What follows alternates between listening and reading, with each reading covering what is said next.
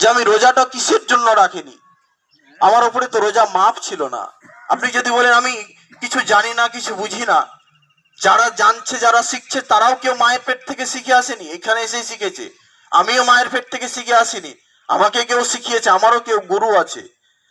তাহলে আপনি জানেন না মানে আপনাকে জেনে কারো কাছ থেকে নিতে হবে। যে ব্যক্তি জানে তার কাছ থেকে যেতে হবে, সে ব্যক্তির কাছ থেকে জেনে নিতে হবে। আমার কাছে আসতে অসুবিধা হলে স্ত্রী জানে স্ত্রীর কাছে শিখুন, বাপ জানে বাপের কাছে শিখুন, আর ভাই জানে ভাইয়ের কাছে শিখুন, বন্ধু জানে বন্ধুর কাছে শিখুন। অনেক পরিস্থিতি আপনার অপশন আছে জানার জন্য, অনেক আপনার জায়গা আছে শেখার জন্য, কিন্তু ওইসব জায়গাতে আমরা উঠা বসা বাদ দিয়ে দিয়েছি। এই রহমতের মাসটি আমাদেরকে খারাপ পথ থেকে দূরে রেখেছিলেন। এই মাসটি চলে যাচ্ছে রোজাদারের জন্য একটি দুঃখ, কিন্তু আজকে খুশি, কিন্তু রোজা চলে যাচ্ছে এর জন্য একটি দুঃখ আছে মনে। কারণ জানেন, এই রোজার মাসটি ছিল তো আল্লাহ রব্বুল আলমিনের রহমত চারিদিকে ছেয়েছিল, বলুন সুবহানাল্লাহ। সবসময় আল্লাহ রহমত ছেয়ে আছে, কিন্তু রোজার মাসের মতন রহমত এই 11টি মাসে নেই।